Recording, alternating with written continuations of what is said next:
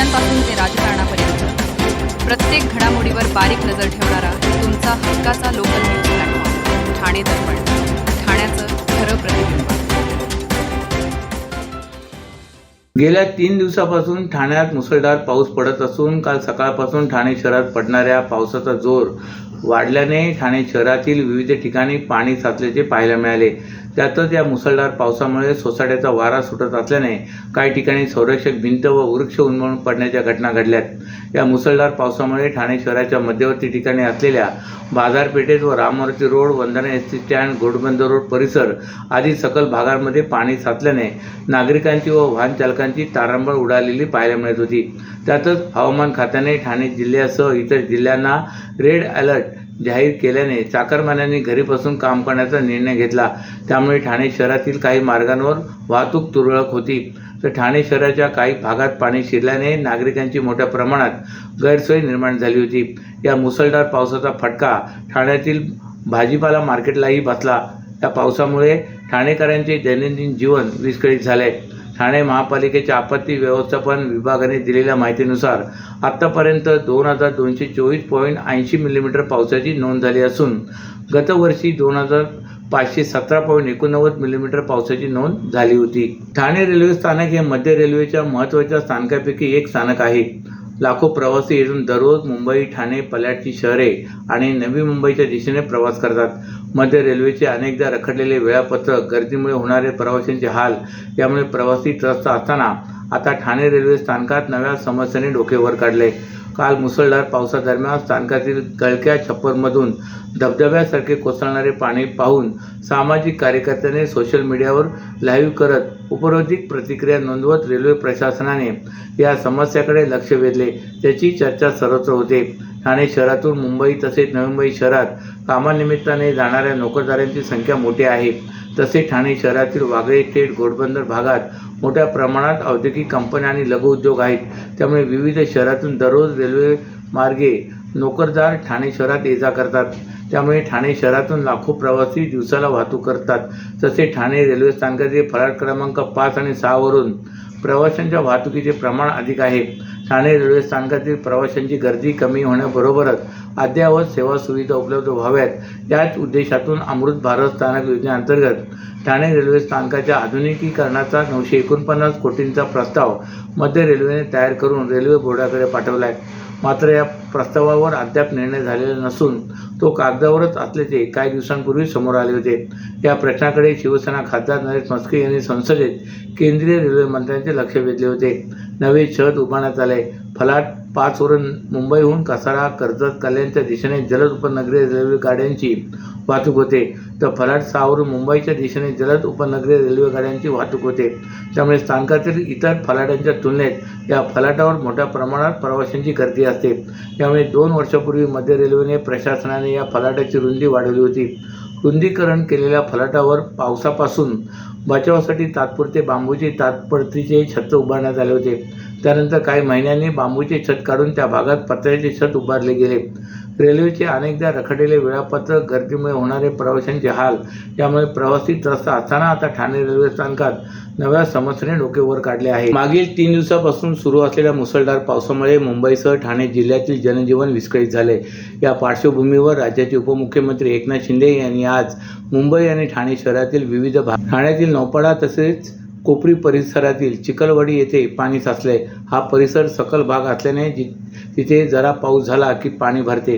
Pump लावून तेथील पाण्याचा निचरा करण्याचे निर्देश उपमुख्यमंत्री शिंदे यांनी ठाणे महापालिका आयुक्त सौरभ राव यांना दिलेत. उपमुख्यमंत्री शिंदे म्हणाले की ठाण्यात 225 मिलीमीटर इतका पाऊस पडला आहे. त्यामुळे सखल भागामध्ये पाणी साचले. पाण्याचा निचरा करण्यासाठी महापालिकेच्या आपत्ती व्यवस्थापन कक्षाकडून युद्ध पातळीवर प्रयत्न सुरू आहेत. आपत्ती व्यवस्थापन कक्षाचे काम सुरू असून पावसाच्या परिस्थितीवर लक्ष ठेवून आहेत.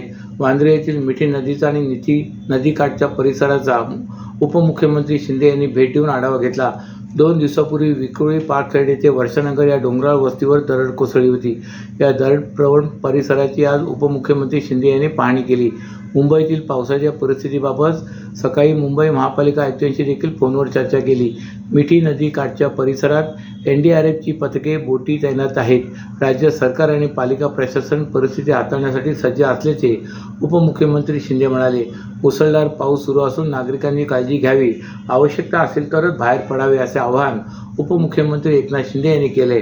सर्व नागरिकांना आवाहन करण्यात येत आहे की सध्या डासांमार्फत पसरणाऱ्या डेंग्यू या आजाराचा प्रसार रोखण्यासाठी प्रत्येकाने पुढील प्रमाणे कार्यवाही करावी.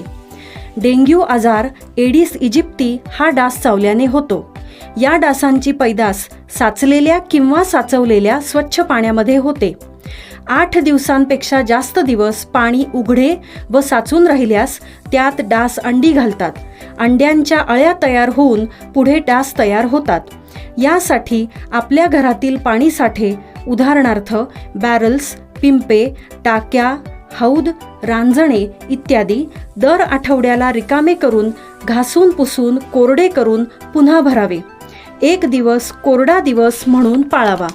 पाणी साठ्यांना घट्ट झाकणे बसवावीत किंवा जुनी साडी, चादर, धोतर यांनी बांधून झाकून ठेवावीत, म्हणजे डास त्यात जाऊन अंडी घालणार नाहीत.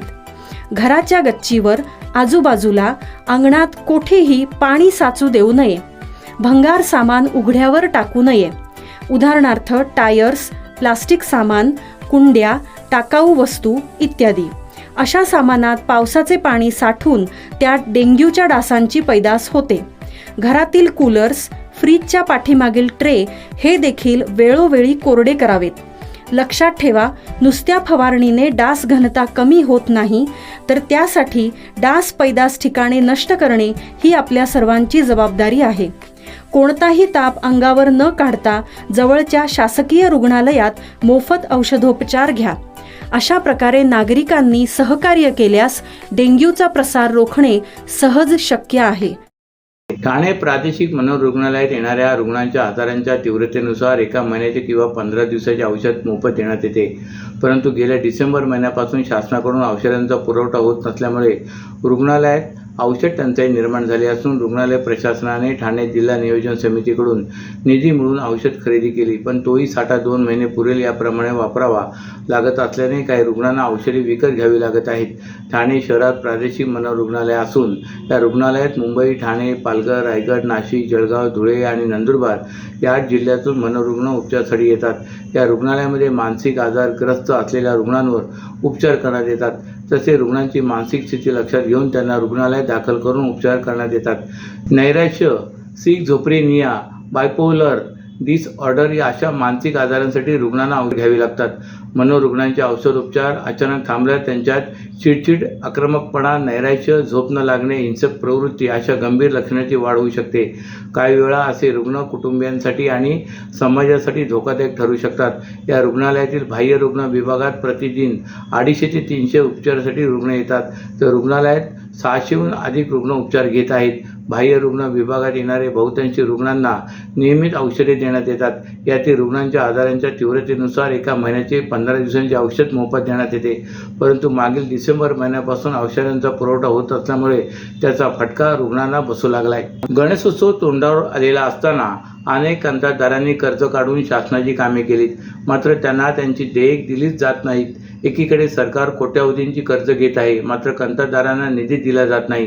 हा निधी जातो कुठे असा सवाल करीत राज्य कंत्राटदार महासंघाचे ठाणे जिल्हा अध्यक्ष मंगेश आवळे यांच्या नेतृत्वाखाली ठेकेदारांनी भर पावसात जोरदार धरणे आंदोलने केले. राज्य शासनाच्या विविध योजनेअंतर्गत राज्यातील कंत्राटदार कामे करीत असतात, मात्र त्यांची सुमारे 90,000 कोटी रुपयांची देयक रखडली आहे. ही देयक अदा करण्यासाठी राज्य कंत्राटदार महासंघाचा संघर्ष सुरू आहे.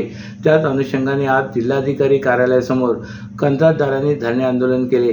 या प्रसंगी कंत्राटदारांनी आमचे पैसे मिळवण्यासाठी आम्ही गेल्या 2 वर्षापासून संघर्ष करतोय, तरी आमची 90,000 कोटी रुपयांची देयक अदा करण्यात आली नाहीत असे म्हणत सरकारच्या विरोधात जोरदार घोषणाबाजी केली. यावेळी मंगेश आवळे यांनी शेजारी असलेल्या पोलीस वसाहतीच्या दुरुस्तीचे काम करणाऱ्यास 28 कोटी दिलेत. एका कंत्राटदाराला एवढा निधी दिला जातो आणि इतर कंत्राटदारांना रस्त्यावर आणले जाते. एकूणच पाहता नियोजनात हे सरकार पूर्णपणे फोल ठरले आहे. इन्फ्रावाल्यांनाच हे सरकार पोचत आहे. आम्ही दर आठवड्याला संबंधित मंत्र्यांना पत्र पाठवतोय, मात्र सरकार आमच्या समस्या पाहण्याकडे वेळच नाही. आज भर पावसात कंत्राटदार काम करीत आहेत, तरी सरकार कंत्राटदारांप्रती सावत्रपणाने वागत आहे. आता आम्ही हे सहन करणार नाही असा इशारा त्यांनी दिलाय. अशाच नव्या आणि ताज्या बातम्यांसाठी ठाणे दर्पणच्या पेजला लाईक करा आणि फॉलो करायला विसरू नका.